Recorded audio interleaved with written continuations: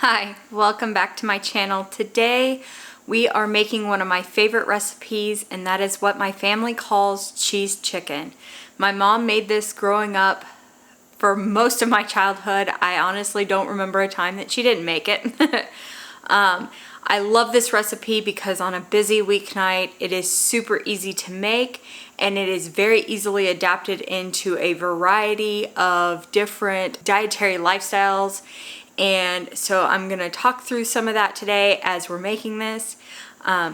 Please understand that I know not everybody on the carnivore diet can eat cheese, so this may or may not be for you. I'm sorry if you can't eat dairy. If you're new here, hi, welcome. My name's Megan. My husband Tommy and I and our niece Kaylin live in Ohio and have 3 dogs and 2 cats, and life's wild.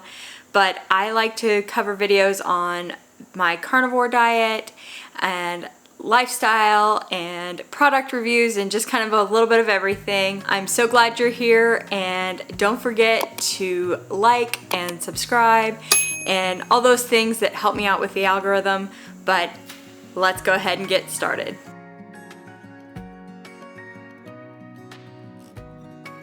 So first things first, I'm going to preheat my oven to 350 degrees. This is your reminder if you keep stuff in your oven like I do, because that's the best storage place in my kitchen and I don't use it that much because I don't bake anymore very often. I'm going to preheat it to 350 degrees, but take the stuff out of your oven first.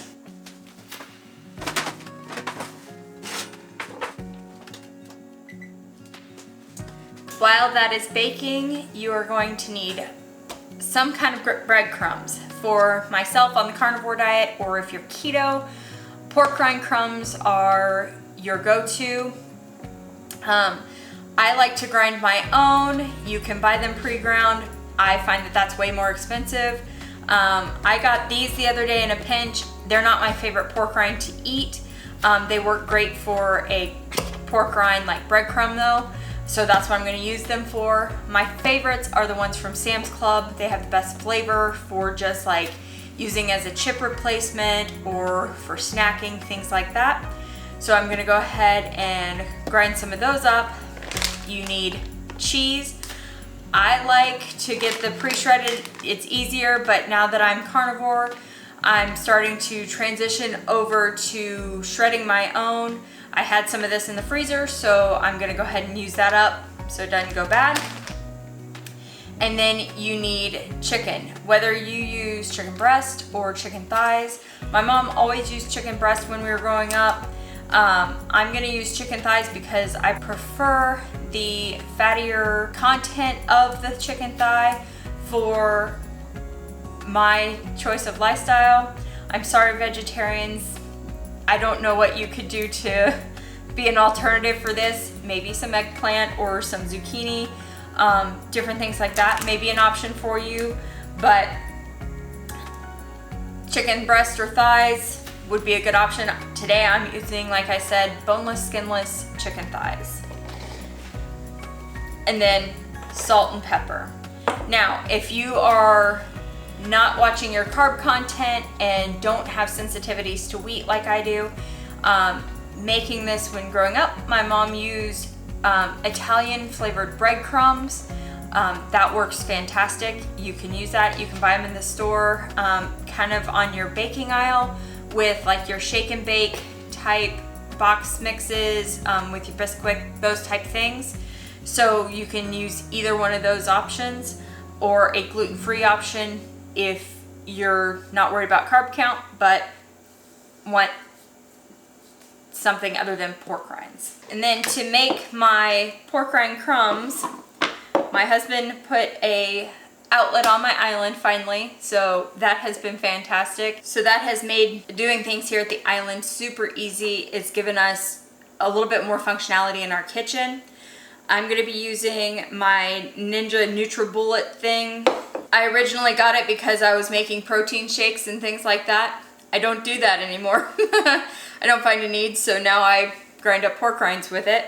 But I just use one of the cups so that if I ever need it for anything else, it's not flavored like pork rinds, because I did notice that the cup tends to absorb whatever you blend in it if it is not liquid based.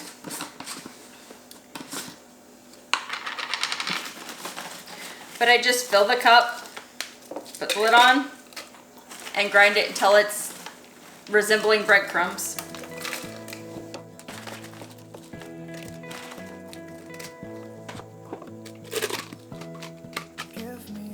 And it is kind of loud, so.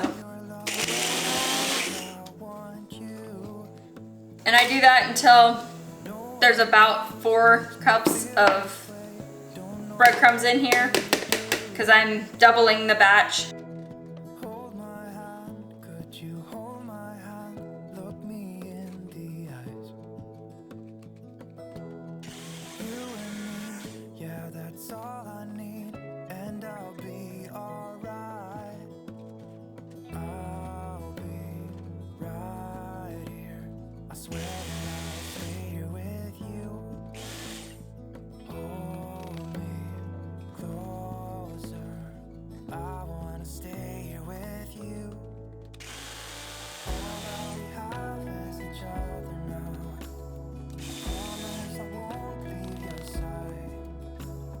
All right, so I have about that much in my bowl.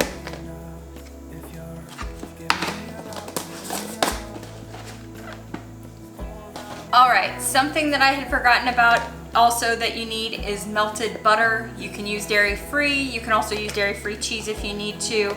I've done that before, but I had to get some butter melting because you need melted butter for this. I'm gonna season my breadcrumbs, so my pork rinds, with some salt and pepper pretty generously, because your chicken is not seasoned, these pork rinds aren't very well seasoned, and then of course your cheese is not very seasoned. And I'm just using salt and pepper. You can use onion powder, garlic, Italian seasoning, whatever you want to use to your heart's content. I'm just trying to keep it a little bit more simple for myself. And then you add your cheese to your pork rinds or breadcrumbs in about a 1-to-1 ratio is my preference. I've done this with everything from, like, this is a Fiesta blend. I've done sharp cheddar, mild cheddar, mozzarella. You can do it with several different blends. I like a cheese that has a little bit of a sharper flavor. That's just personal preference because it just adds a little zing to the dish.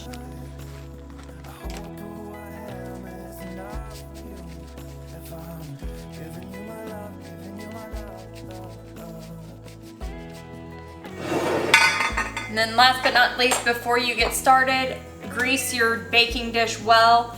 I'm going to use butter for mine, but if not, your cheese will bake onto the sides of your dish and it will not be fun to clean off later. There have been times that we forgot growing up and it would have to soak for a while. So I recommend making sure you remember to grease, spray, whatever you're going to use. Like I said, I'm using butter for mine.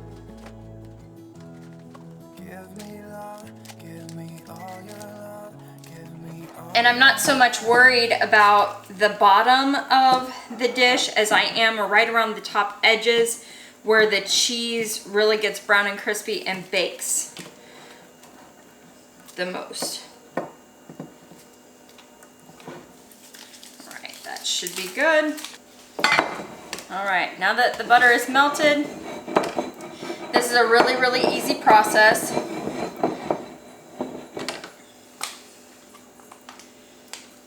You take your chicken, you dip it in the butter,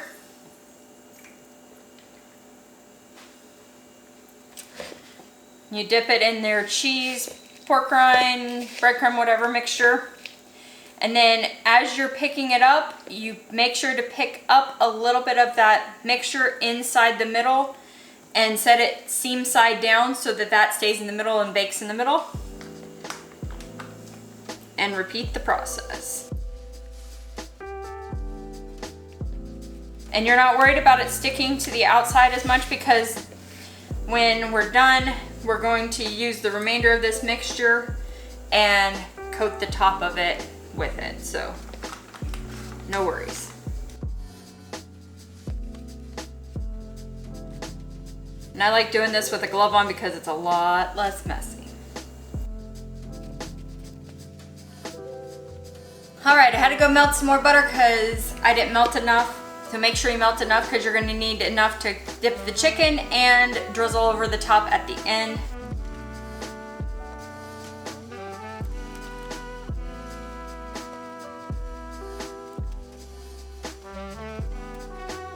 Then after that's done, like I said, you just take this and sprinkle it over top and make sure everything's kind of evenly coated.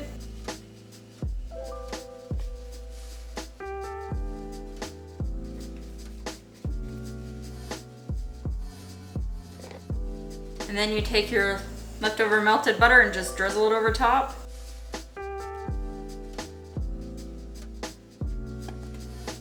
And from there, you bake at 350 degrees for 30 to 45 minutes until an internal thermometer reads at least 165 degrees. I prefer mine at 170 just to make sure they're done because these are pretty thick, but we'll check back as soon as we get these done. All right, now that it's been in for 30 minutes, I'm going to check the temperature and see where we're at.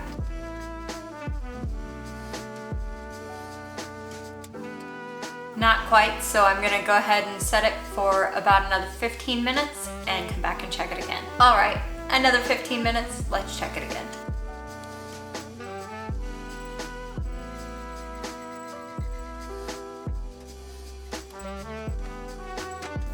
This is molten hot, but it's done. Looks great. So I'm gonna let this cool. It'll be ready for dinner. We probably won't eat for about another hour, but I'll heat it up when it's ready for dinner. I just wanted to go ahead and fix it because we have a really busy evening. So I didn't want to have to worry about cooking or doing anything like that. Like I said, it's an easy, busy weeknight meal, so you can kind of take care of things ahead of time and then reheat it, or make it right before dinner, whichever's easiest for you. So I got that out of the way.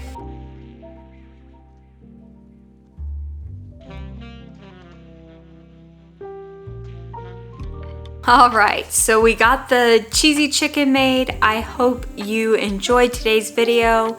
That is all I have for you. Don't forget to hit that like and subscribe button and share this video with some friends. We are really striving to get this community as large as possible. I can't wait to see you on our next video. I think I'm gonna ask Tommy to sit down and give us another Manjaro update and see where he is with his weight loss journey. But until next time, bye for now.